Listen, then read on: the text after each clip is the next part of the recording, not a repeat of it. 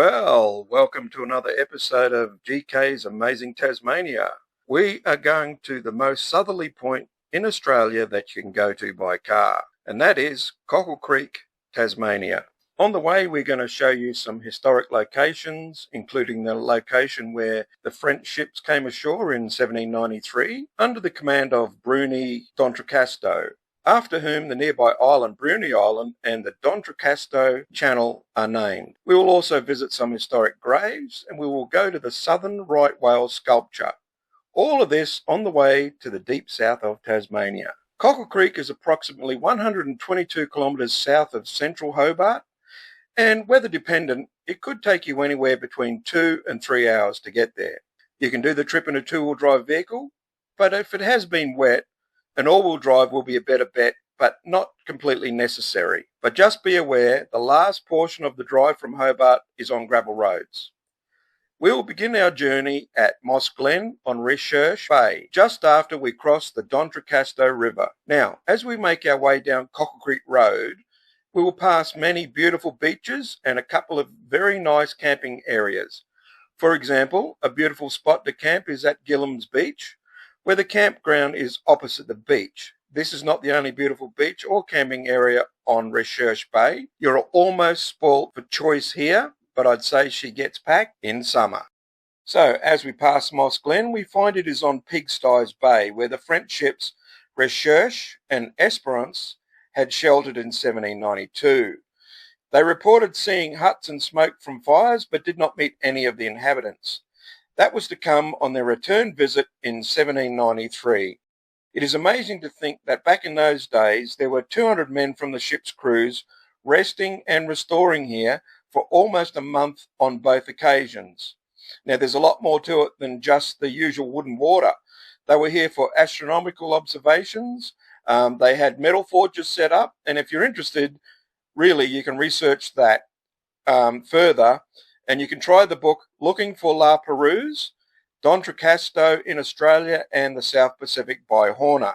Now, the earliest inhabitants of this area were the Nuoni people, I hope I've pronounced that right, who were Aboriginal Tasmanians, and perhaps the most well-known of these people is Truganini, who was born at Recherche Bay. Truganini also is an interesting person to research, so there, I've set you two assignments. Look into Dentrecasteux and Truganini.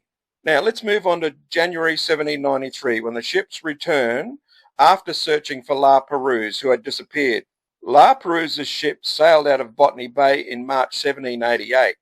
This was possibly the last time the French expedition was seen by Europeans. So part of Dentrecasteux's mission was down here looking for La Perouse, but they were here for more than that.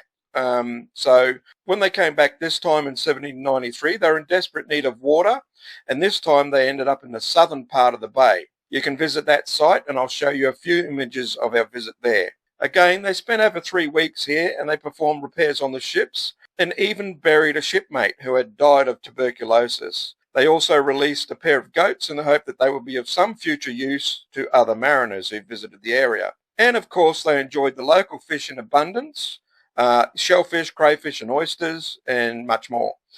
Again, I said this before, there's much more to the story of the French mariners having being in Recherche. It is interesting to explore their botanical, hydrographical and astronomical exploits and their interactions with the indigenous inhabitants. Okay, so let's move on. Let's move on as we go down further towards Cockle Creek.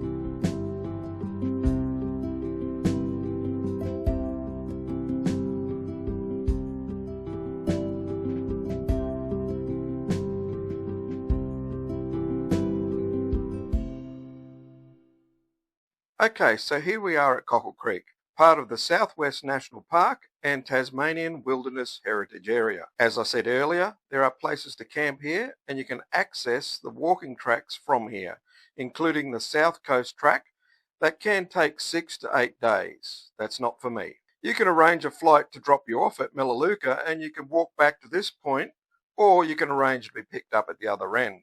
Contact Island Scenic Flights on Bruny Island for more info. This is not a paid advert, of course, we don't do those. This is just to help you and them find each other if that's what you're looking to do.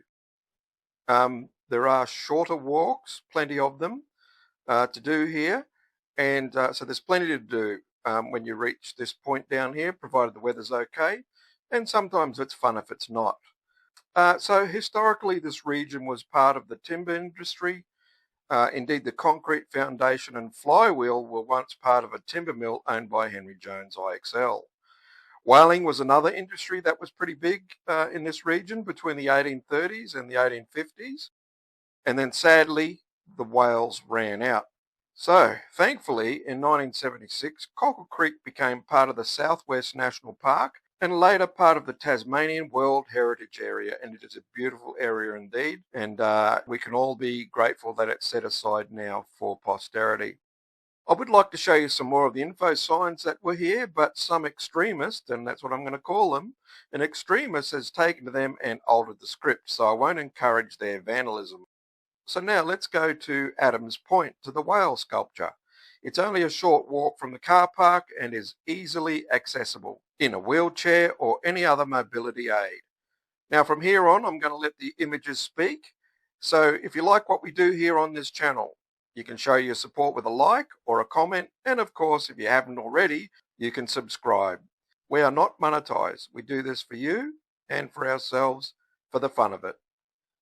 Okay, so until next time, this is GK and the Navigator signing off. Hooroo!